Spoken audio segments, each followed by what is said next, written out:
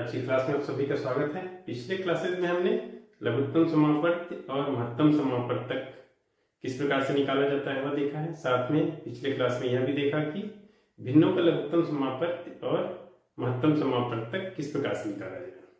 आज के क्लास में हम देखते हैं कि लघुत्तम समापवर्त और महत्तम समापवर्तक के बीच क्या संबंध होता है।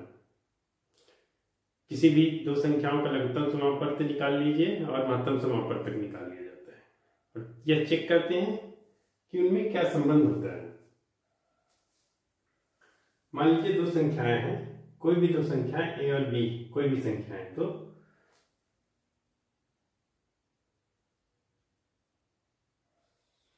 दो संख्याओं का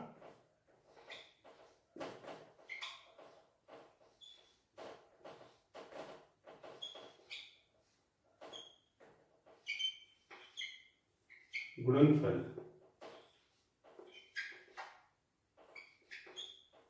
इक्वल टू दोनों के एलसीएम इंटू एचसीएफ। मीन्स अगर दो संख्या a और b है, एग्जाम्पल मान लीजिए दो संख्या a और b और उनका एलसीएम और एचसीएफ है, तो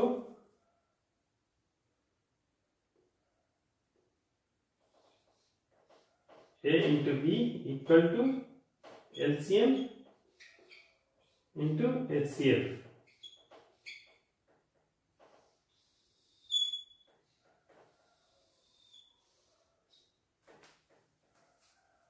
कोई भी दो संख्याएं का अगर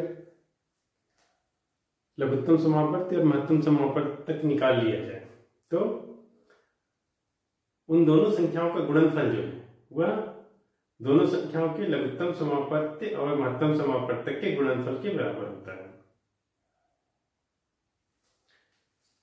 मान लीजिए a और b दो संख्याएं हैं, तो a into B equal to LCM of a and b multiplied by HCF of a and b। यह दोनों के बीच महत्वपूर्ण संबंध होता है। इससे बहुत सारे परीक्षा में इससे बहुत सारे प्रश्न पूछे जाते हैं। आइए एक एग्जांपल हम करते हैं किस प्रकार के प्रश्न पूछे जाते हैं।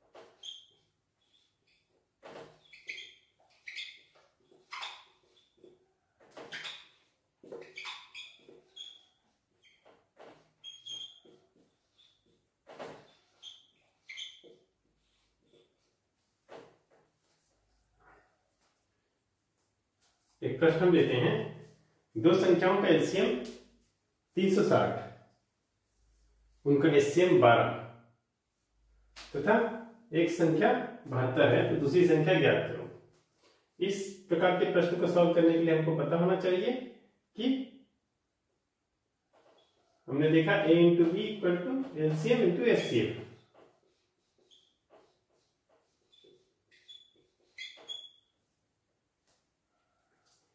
ए हमने दिया है, एक संख्या 72 है, दूसरी संख्या हमको निकालना है, एलसीएम 360 है, एचसीएफ 12 है। अगर एलसीएम और एचसीएफ के बीच का संबंध हमको पता हो तो ये प्रश्न इजीली सॉल्व किया जा सकता है।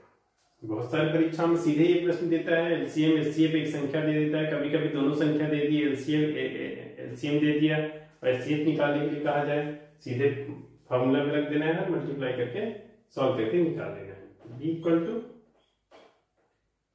360 इंटू 12 डिवाइडेड बाई 72,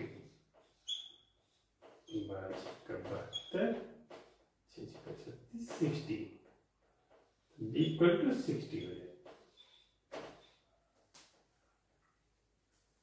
तो दूसरी संख्या 60 हो जाएगी।